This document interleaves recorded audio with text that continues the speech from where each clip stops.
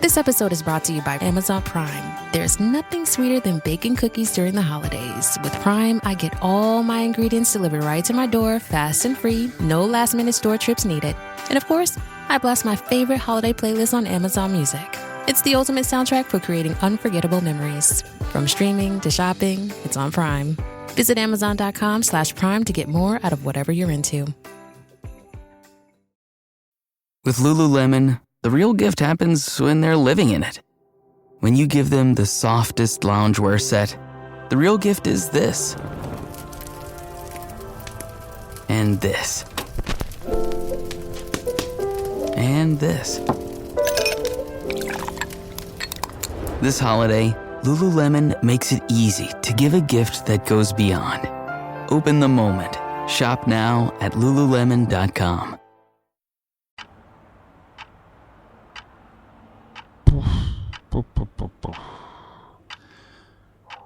Pues no puedo pegar ojo. Así, como te cuento. Resulta que esta noche he estado escuchando un podcast de misterio. Bueno, estaba escuchando a Carlos Bustos en el Centinela de Misterio, que hablaban de mediums y cosas de estas, y que me he quedado desvelado. Así que nada, aquí estoy a ver si consigo pegar ojo. Oye, por cierto, ¿tú sabes qué tienen en común Tutankamón, Pirelli y Wikipedia con el excremento de cocodrilo, un medium y el látex? Pues ves lubricándote, porque esta semana te traigo la verdadera historia de la marca Durex y el auténtico origen del condón.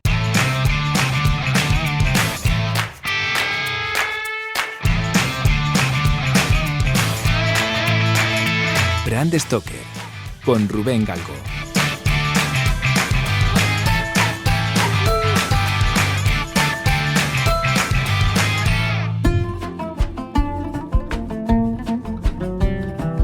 El condón más antiguo conocido apareció en la tumba del faraón egipcio Tutankamón. Fue fabricado hace 3.500 años y está expuesto en el Museo de El Cairo, y precisamente es una de las grandes fricadas, ¿no?, dentro de la colección, ¿no?, que todo el mundo quiere ver. Sin embargo, no está claro si su función era precisamente la de evitar embarazos, porque realmente no hay evidencias de que los egipcios trataran de contener la natalidad, sino de todo lo contrario.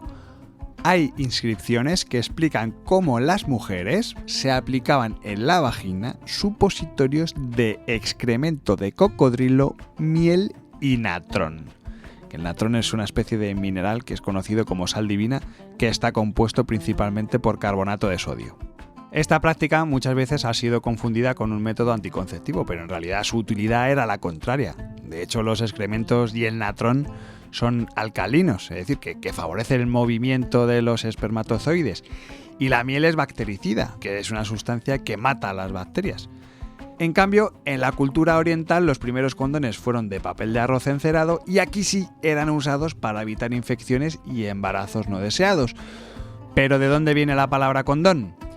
Bueno, pues al parecer hay un bulo que dice que el origen del preservativo anticonceptivo fue inventado por un tal Lord Condom, y bueno, esta leyenda cuenta que este supuesto médico de Carlos II de Inglaterra inventó el preservativo con el fin de reducir la descendencia no deseada del monarca. Vamos, que se les estaba llenando Inglaterra de bastardos y algo había que hacer. Pero fue el sociólogo y experto en salud anticonceptiva Norman Himes el que investigó el tema, estuvo ahí hincando los codos, estuvo investigando, estuvo documentando, y al final, bueno, pues terminó desmintiendo este mito en la década de los años 40 del siglo XX. Pero bueno, como puedes ver, los ingleses, como siempre, poniéndose medallas que no les corresponden. En realidad, el origen de la palabra condón para designar a los preservativos es dudoso, porque por un lado se cree que viene del latín condus, que significa receptáculo, pero es que también podría venir de la palabra condere, que significa proteger o esconder. Durante el siglo XVI, Europa padeció epidemias como la gonorrea, la sífilis, en fin, una serie de enfermedades que diezmaron tanto a hombres pobres como a ricos. Y en este contexto de preocupación general, vamos a decir, Gabriel Falopio, el famoso de las trompas de Falopio, pues en su obra titulada De Morbo Gálico escribió sobre el preservativo y además lo hizo por primera vez desde la ciencia médica, es decir, que lo estuvo abordando como método profiláctico para prevenir el contagio de la sífilis. En este libro describió al condón como una cubierta elaborada con un lienzo que cubre solo el glande del pene y es sujetado en su base por un lazo de cinta. Lo bueno de todo esto es que antes de utilizar los condones debían ser sumergidos en un líquido antiséptico que los esterilizaba y ablandaba. Y aquí Falopio se cubrió de gloria porque demostró su teoría con más de 1000 hombres y ninguno de ellos contrajo la sífilis, o sea que toma ciencia empírica. Algo también muy divertido es que estos condones estaban hechos con tripas de cordero o de cerdo engrasadas, ¿no? Porque eran un material muy elástico, era suave y además tenían un cordel para fruncirlo al pene. Esto se sabe porque uno de los condones mejor conservados es del año 1813 y fue hallado en Lund, en Suiza. Y fue muy útil para el estudio porque se descubrió que estaba hecho de intestino de cerdo y además aparecía acompañado de un manual de instrucciones que estaba en latín que aconsejaba sumergirlo en leche templada antes de usarlo precisamente para evitar enfermedades al mantener relaciones sexuales con prostitutas. Ojo al dato. Entre los siglos XVII y XVIII aparece la primera tienda especializada en condones en Londres. Y sus clientes precisamente eran los más selectos miembros de la aristocracia europea. Estos condones estaban hechos de tripas de distintos animales, ¿no? Por lo tanto, eran caros ya de por sí, pero es que además se vendían en estuches de cristal, estaban cosidos a mano y además venían muchas veces aromatizados.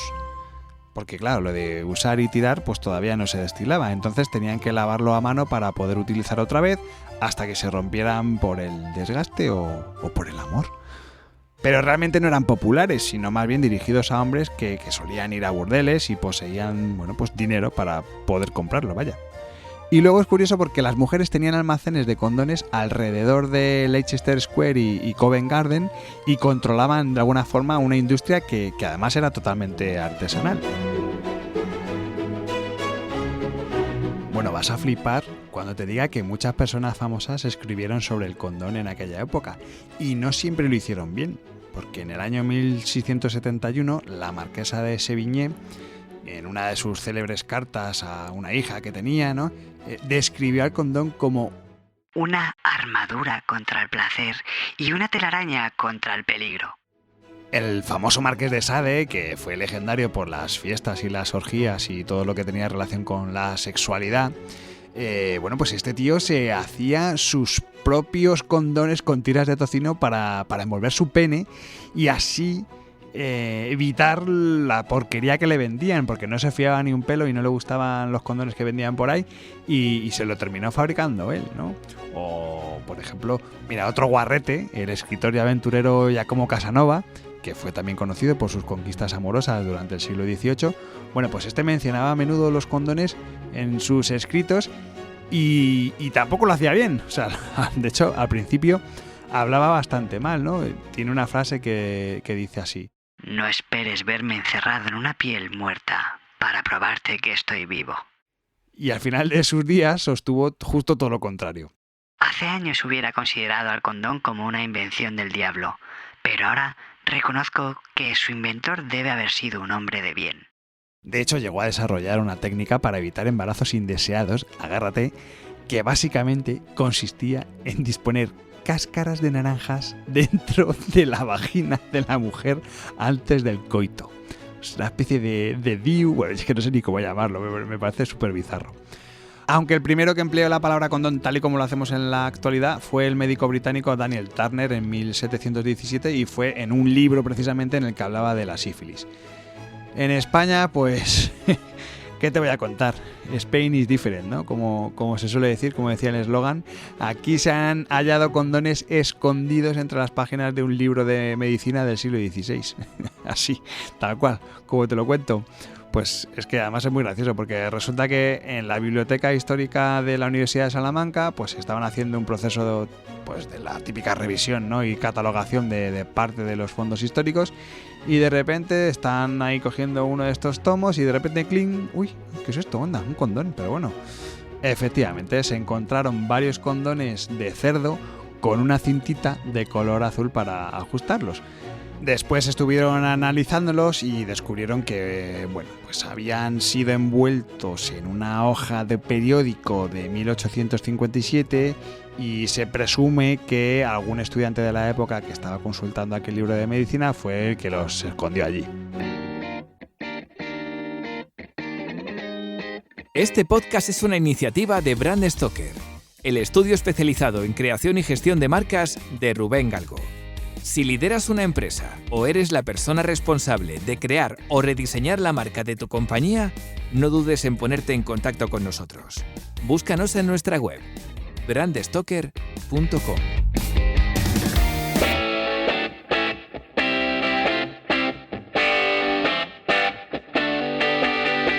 No sé si recuerdas que cuando te hablé de las marcas Michelin o Milan, quedaba de manifiesto que era muy importante el caucho, ¿no? Y cuando apareció, pues fue una revolución.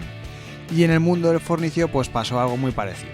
En el siglo XIX se empezaron a fabricar los primeros preservativos gracias a ese incipiente proceso de vulcanización del caucho que inventó Charles Goodyear.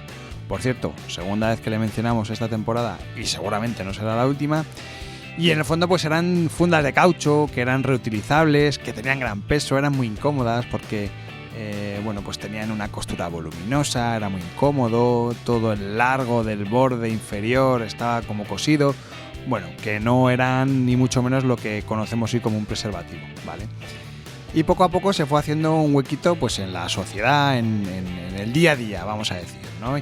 Y en 1861 pues apareció en Estados Unidos el primer anuncio de condones en un periódico. Y fue en el mítico The New York Times.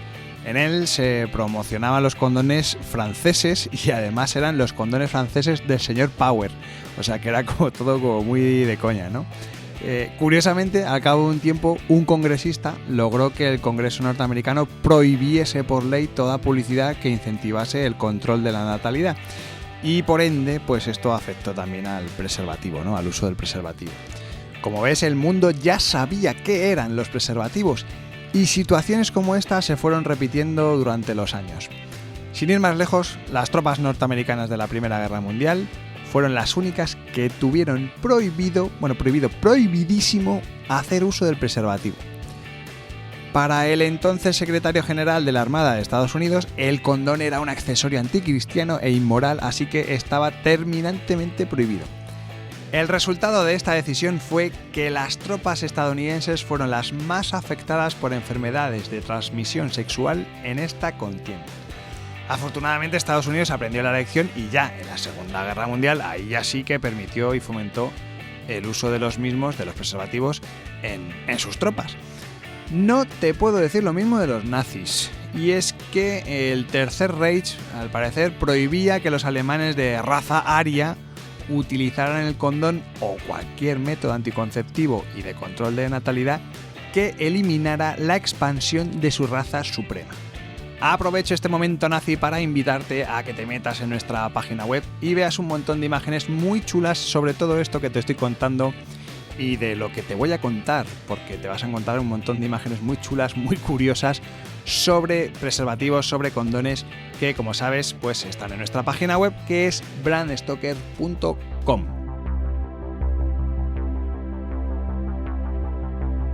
Bueno. A ver, vayamos centrando la historia en la marca Durex. Estamos en el año 1921 y un señor llamado Fred Killian inventó el condón desechable. Esto es tan importante como curioso. Y es que cuenta la leyenda que el bueno de Fred estaba trabajando en una fábrica en Akron, en Estados Unidos.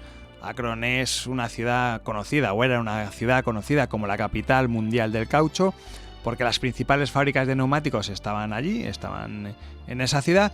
Y bueno, pues este señor trabajaba allí, en una fábrica, y por lo que sea, un día se le puso el pene erecto y no se le ocurrió otra cosita que meterlo en un barril con caucho natural en estado coloide. ¿Qué es esto de estado coloide? Bueno, pues que estaba derretido.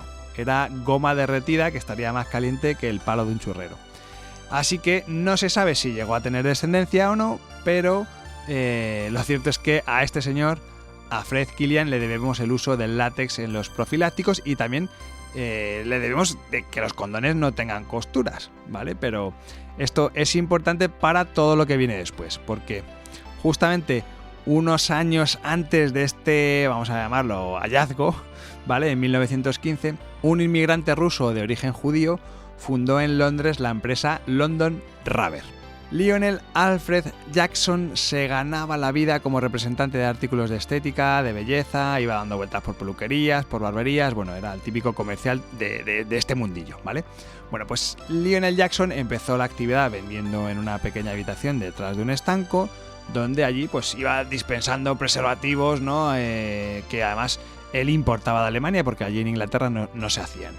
Bueno, dicho de otra manera, que era un vendedor ambulante de condones, chimpún.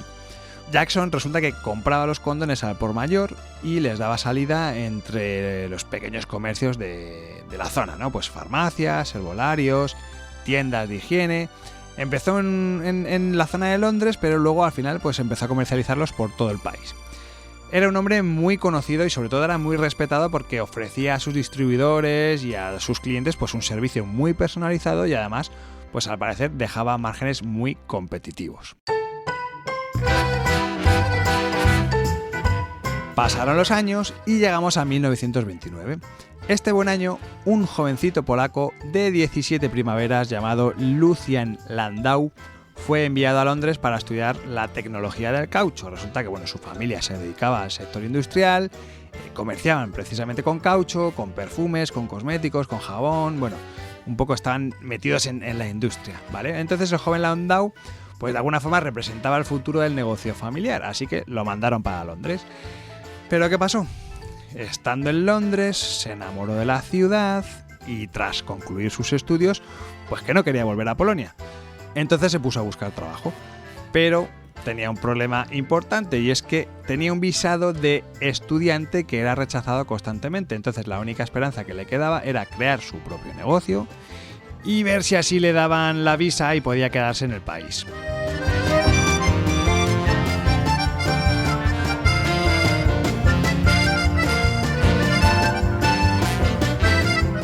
A Landau le fascinaba pasar el tiempo viendo escaparates, buscando objetos de caucho, claro. Y bueno, le gustaba mucho el estar siempre bicheando y descubriendo cositas relacionadas con el caucho. Y un día cayó en la cuenta que las esponjas para el baño que se vendían eran muy mejorables. Esto es algo que le ha pasado a todos los emprendedores, ¿no? Digo, esto se hace muy mal, esto yo lo puedo hacer mejor y voy a intentarlo. Bueno, pues él se fue a su laboratorio, fue a la universidad, desarrolló una nueva esponja y abrió una empresa en la que pues, se empleó a sí mismo. Acto seguido, el Ministerio de Interior le concedió el permiso, le dio la visa para quedarse en suelo británico, siempre y cuando, ojo, continuara con el negocio. Bueno, Landau ya había conseguido su objetivo, ya se había quedado en Inglaterra, pero claro, a él su trabajo le gustaba. Entonces, ese día a día, ese mundillo de las esponjas no le convencía. No estaba satisfecho con las esponjas que estaba elaborando. Su afán por comprender y dominar las propiedades del caucho le llevaron a experimentar con una muestra de látex de la marca Pirelli, los de los neumáticos. Y empezó a hacer experimentos con tubos de vidrio, con el látex de Pirelli. Bueno, en este preciso momento es cuando se le ocurrió la idea de hacer condones de látex. Landau era sabedor de que estos productos eran importados de Alemania y Estados Unidos y que no había ningún fabricante británico. Landau estaba como loco porque la gente conociese su producto, que la gente descubriese ese invento y empezó a ir a tiendas, a hablar con unos, a hablar con otros, empezó un poco a hacer esa pequeña labor comercial hasta que un día se encontró con un señor francés que tenía una farmacia y este señor le recomendó que buscara al legendario Lionel Jackson. Cuando se conocieron, pues Jackson la verdad es que se quedó entusiasmado con la experiencia que tenía Landau en la producción de artículos de caucho, ¿no? E inmediatamente vio que era una oportunidad de oro para competir directamente con los fabricantes, sobre todo de Alemania y de Estados Unidos. Así que Jackson le prestó a Landau 600 libras esterlinas para fundar British Latex Products con el objetivo de suministrar condones para su empresa, la London Rubber. Jackson fue muy listo, la verdad, porque bueno, es un tío que tenía mucha experiencia, era un poquito mayor que él de edad y mantuvo el control de la compañía gracias a que se quedó con una participación del 60%.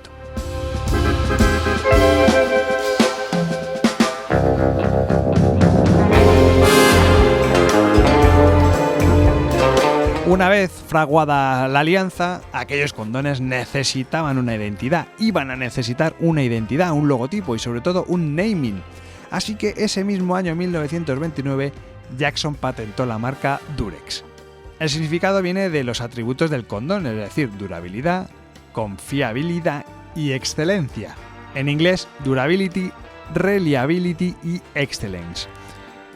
No sé si te pasa lo mismo, pero a mí siempre me ha sonado bastante contradictorio que una marca que representa un producto tan elástico, vamos a decir, tan flexible, tenga un nombre que por lo menos en castellano evoca algo que es todo lo contrario.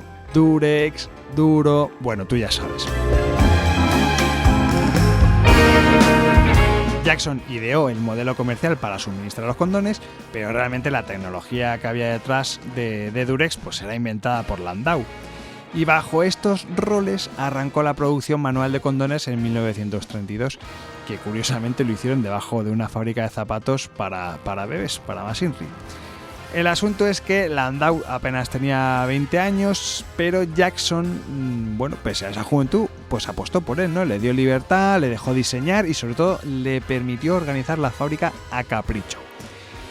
Era una pareja peculiar por la diferencia de edad, pero lo cierto es que se llevaban muy bien. Pero en 1934, con tan solo 40 años, Jackson murió de cáncer. Su muerte fue tan inesperada que no hubo testamento, por lo que su hermano Elkan y sus hermanas, la señora Collins y la señora Power, heredaron la empresa. Para complicarlo todavía un poquito más, te diré que las operaciones estaban a cargo del joven Angus Reid, que había sido el primer empleado de London Rubber 8 años antes de la llegada de Landau a la firma. Así que, como te puedes imaginar, pues la nueva situación de la compañía no le molaba mucho al polaco, así que se desentendió por completo de la nueva directiva y se centró en su trabajo, en su día a día, en su laboratorio y en su taller. No obstante, Landau era vital para la compañía, era vital para London Rubber y de hecho permaneció a cargo de la producción y el I+D, pues haciendo proyectitos menores, ¿no? Supervisando el traslado de la empresa a una fábrica especialmente diseñada en Clifford a finales de los años 30, cositas así, ¿vale?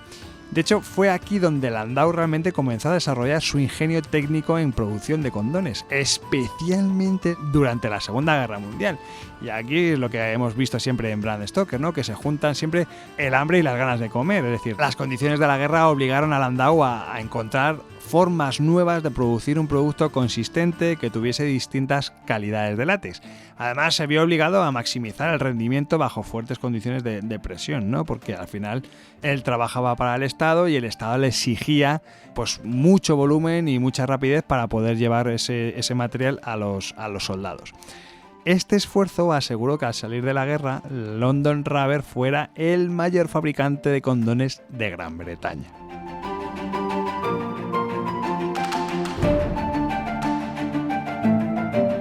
Esta etapa de producción de condones seguía siendo un proceso en gran medida manual, aunque parte de la inmersión real era asistida electrónicamente.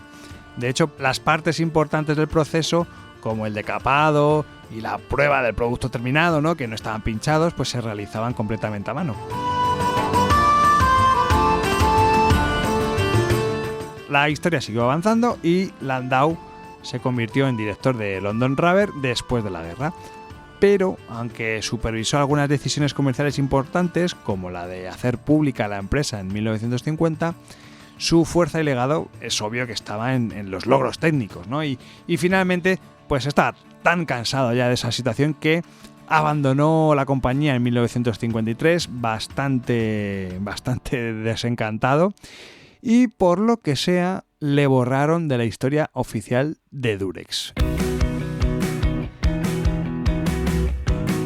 Además, cambió de vida totalmente, y esto es una cosa que me llama mucho la atención, y es que después de salir de la compañía, su vida dio un giro de 180 grados y se convirtió en medium e investigador psíquico. Está sonando la musiquilla al final de este episodio de Bram Stoker, pero antes de acabar, y en honor a la verdad, tengo que darte un dato muy importante. Si buscas en internet el nombre del fundador de Durex, solamente te aparecerán sus iniciales, LA. Si vas a Wikipedia, incluso en la propia página web de la compañía, no encontrarás el nombre completo. ¿Por qué? No lo sé. Bueno, sí me lo sé y tú te lo imaginas, pero bueno, lo sabemos, ¿vale? Pero es lo que hay. Lo que sí que sé, y además de buena tinta, es que toda esta historia que te he contado es el resultado de una investigación maravillosa que realizó Jessica Borch en el año 2020.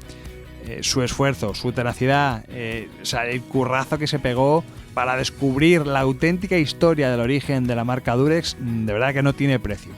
De hecho, bueno, Jessica Borch es gerente de colecciones digitales e investigación del King College de Londres, es decir, que no es ni una mindundi. Y el resultado de sus indagaciones, pues lo puedes leer en un libro alucinante que te recomiendo ahora mismo, que se llama Protective Practices.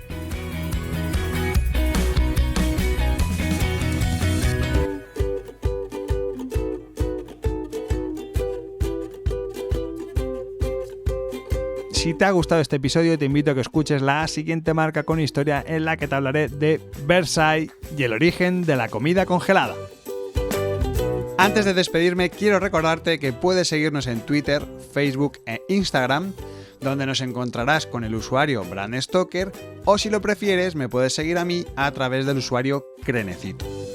Este podcast es una iniciativa de Bram Stoker, el estudio especializado en creación y gestión de marcas de Rubén Galgo.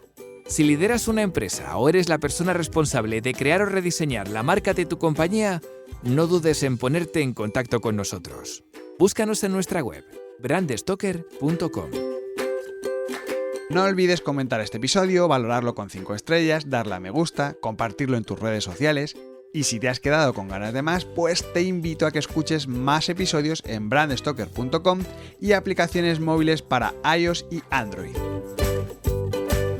Muchas gracias por estar ahí y recuerda, como dijo Paul Rand, el diseño es simple, por eso es tan complicado. Hasta el próximo programa, ¡chao!